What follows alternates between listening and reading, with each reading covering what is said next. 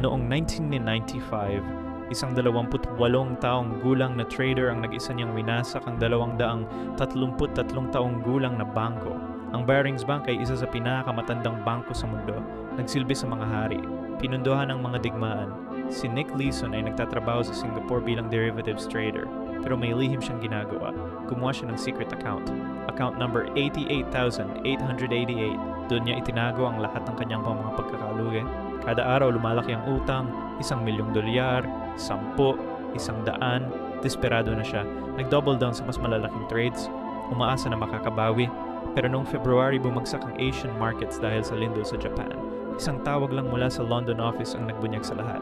Nick, magkano ba talaga ang aming losses? $1,400,000,000. Sa loob ng isang gabi, nagsara ang Barings Bank. 233 taon na kasaysayan, winasak ng isang tao.